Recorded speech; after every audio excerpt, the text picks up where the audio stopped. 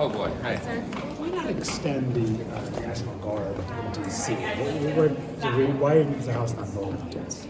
Well, my understanding is it's not necessary. The mayor has invited the National Guard to remain indefinitely, is my understanding. So we've not received a request or of a necessity for Congress to act. So we're grateful for the results. I mean, the crime rates are down dramatically. I think carjackings are down 85%. I know some of y'all live in the Navy Yard. You must be much happier. The public doesn't want it. It's very clear that they don't want the National Guard on the streets. Oh, really? Are you polling local residents? Because that's not what I've heard. Polls, lots of polls. Every single person I've talked to says, thank goodness the president acted. I'm safer.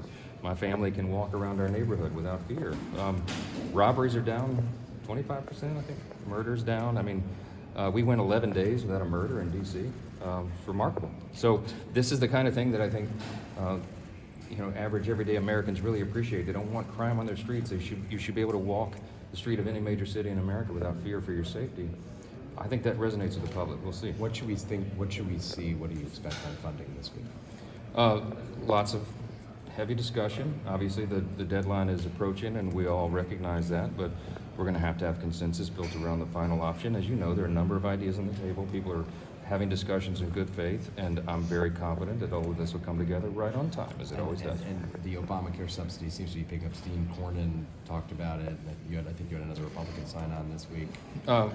We'll see. There's a lot of opposition to it as well. I want to point out that the Democrats could have fixed this approaching deadline at any time over the last. You're in charge now. So. Okay, but they did their reconciliation package. It was not a priority there. They missed opportunities. Everyone has. We'll have to see how it shakes out. But will Can you attach that clarify, to the CR? sir, what I'm not going to forecast that right now. I'm just telling you there's thoughtful conversations about all of it. Can you clarify your comment on that President Trump was an informant to the FBI? Okay, I did this already. Let me do it one more time for everybody. Everybody listen up, all right? Okay. End of last week, lots about Epstein, okay? The Oversight Committee is doing its work. They're doing it in earnest. You may have heard Chairman Comer and other members that I think are headed down to the Epstein estate, literally, physically, to look at visitor logs and whatever evidence is there. I will point out, none of that was anticipated or included in the discharge petition, so this is the actual work of the Committee of Jurisdiction doing what it's supposed to do.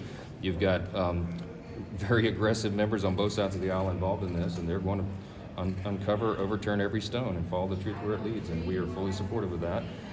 All that is going on, and I've been asked about 1,000 questions 1,000 times about all of it.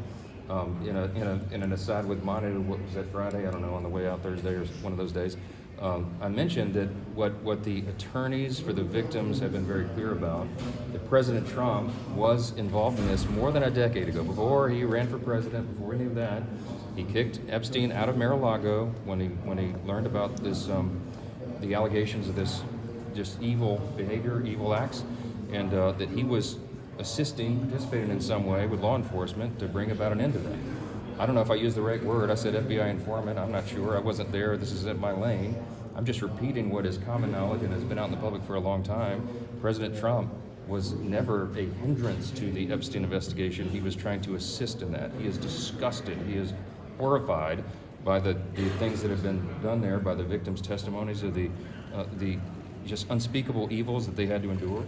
And he wants justice to be brought, as we all do. Do you expect to comment on any other bill outside of Milcon? I'm certainly trying. Our appropriators are working. Chairman Cole, Chairman of Appropriations, is working very deliberately to try to deliver all those bills and get them across the floor. And I have been very insistent since I became Speaker, as all of you have reminded me many times, that we have to. I committed to getting us back to regular order, but we're rebuilding muscle memory here, step by step. It took a long time to get into these bad habits, and it's going to take some time to get out of it. But the more of the individual bills that we can get done or get to conference between House and Senate, I think that's healthy for the institution. Make it pass. Thank you.